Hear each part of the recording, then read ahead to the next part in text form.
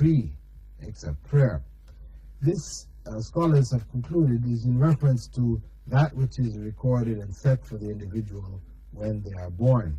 You know, as the mentioned Prophet mentioned that the embryo goes through certain stages, and at one stage, the angel comes with the spirit, blows it into the child, and records what their life is going to be like in terms of wretchedness or righteousness. It will be recording also what they're going to receive in life in terms of provision.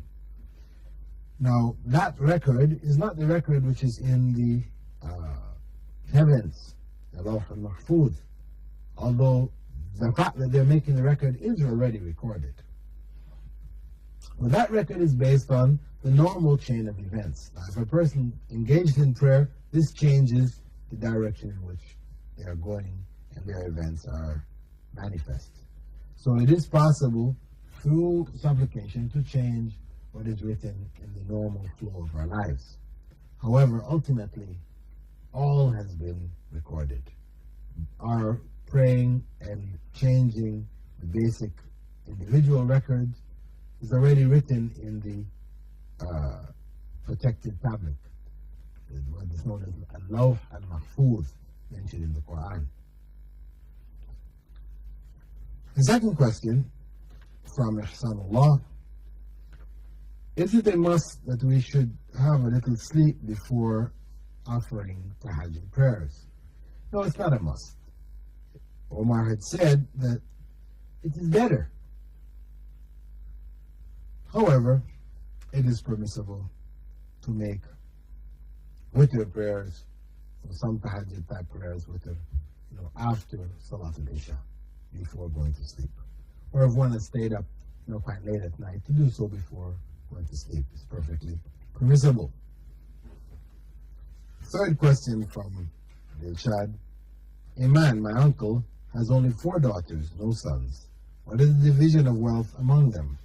Well, where a man leaves behind only daughters, they get 2/3 of the inheritance. 2/3. After the portion is taken out, which has been willed away by writing, what is known as wasiyah, by the father, to others outside of those who would normally inherit. Because he cannot make a wasiyah, or he should not make a wasiyah, to somebody who is already receiving a portion of his inheritance.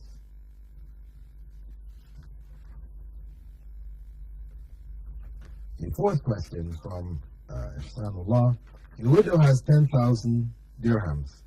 How can she invest in business without having an education? In what case can she make a fixed deposit at a bank? A fixed deposit which involves interest is not allowable. A current account where she puts her money in, if there is interest there, she doesn't take it, or there's no interest. This is what the Muslim should follow. Now, such a person, so we're saying this is not an option for the person to put their money into an account which will just earn for them interest over the years. In investing in education, the Islamic principle here is that if she's going to invest, if she doesn't have education, doesn't have sufficient education to guide her into what areas she should invest, then she needs to seek information. She needs to contact people who can guide her in that direction. Simply because she has not enough sufficient knowledge to know right away where to put it, it doesn't now justify her putting it into account which will earn for herself interest. She will collect it and then be under the curse of Allah.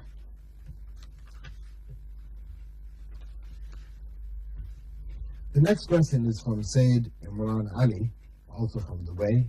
He writes: Dear Dr. Bilal, I will tell you a particular situation which involves one of the daily 5 Dhuhr prayers.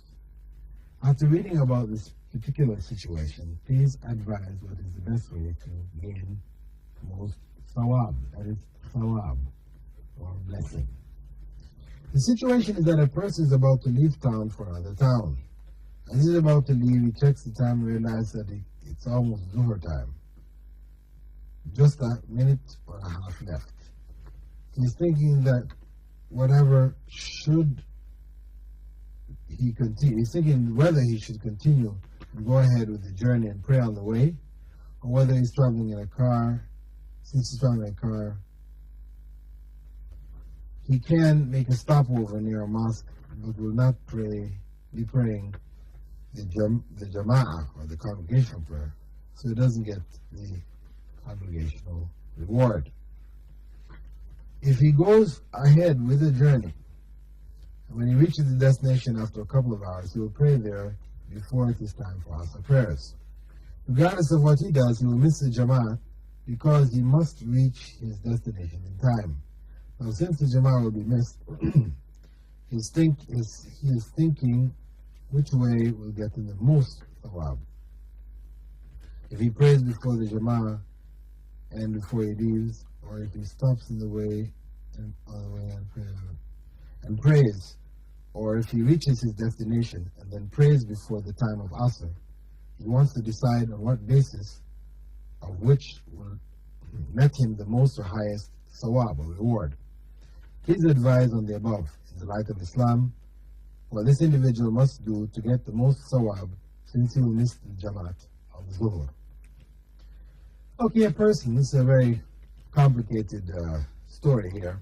And suffice to say that the individual is not in a position to make the congregational prayer. So he has to pray on the way, or pray just before leaving, whatever, which will get him the most reward. To pray on the way, pray before leaving, it's all the same. If he's not praying in the congregational prayer, then whichever way he prays. The prayer in the earliest part of the time, of course, is the best prayer in general. But if it is more convenient for him to get going on the journey and to pray along the way in the journey, then it's perfectly legitimate. If he prays on the way in the journey and people join with him, then it's a valid congregational prayer. Not as it would be in the case where one is home, a resident. If one prays as an individual, then that prayer cannot be in any way regarded as a congregational prayer, even if other people join up with him or her.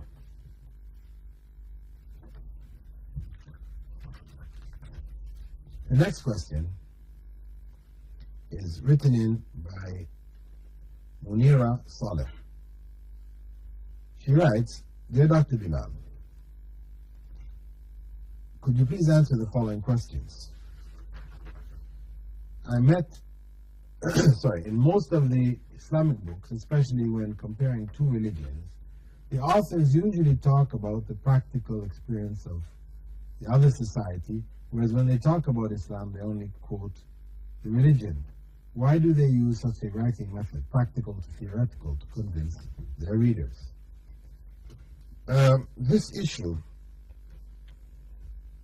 of comparison, of course, to make a proper comparison, one should compare the theory with the theory and the practice with the practice.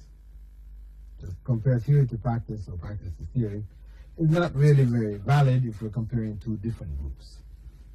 To compare theory in relationship to its practice and theory in relationship to its practice in another group, this is perfectly legitimate.